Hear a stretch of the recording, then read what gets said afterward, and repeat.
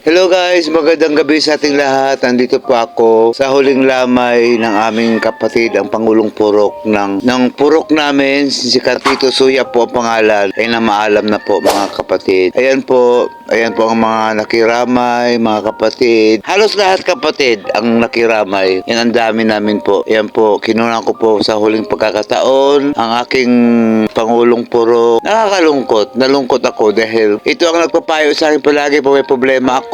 Pag mayroong medyo down yung pagkatao ko, sa kanya ako tumatakbo. Ayan ang asawa ko. Ayan po si Kairma. Ayan po mga kapatid, si Kairma po yan. Ayan, naghahay. Ayan po si asawa ko, katabi sila. Ayan po. Tapos, ayan po, yung mga marami pa, sino ba to? Ayan, marami mga kapatid, hindi ko naman si Kaed, ang Pangulong Purok namin sa ngayon. Siyang pumalit kay Katito, yung namatay, yung namaalam. Ayan po, ayan mga anak niya, andyan na lahat, yung pamilya niya. Ito po ang huling gabing lamay dahil bukas po ang libing. Ito pong araw lang Sabado. Ayan po mga kapatid. Ayan po si Arnold. Ayan po. Marami pang kapatid. Ayan si asawa ni aming Pangulong Buklod. Ayan. Sino nga ba to? Nakakalimutan ko pangalan. Sa dami kasi. Si Mark, ang Pangulong Buklod namin. Ayan po guys. Kinukunan yan si Edgar Mercado. Yung PD namin sa lokal. Ayan po. Ayan si Obet Fernandez. Hi. Hello Obet. Ang dami nakikiramay. Lahat ng mga pamunuan ng lokal, andyan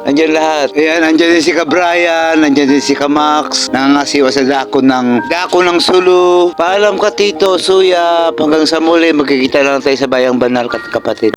Kahit sa anggulo mo talaga tignan na. Gwapo ka ha? Oo. Hindi mo may tatanggi, kitang-kita ebidensya eh.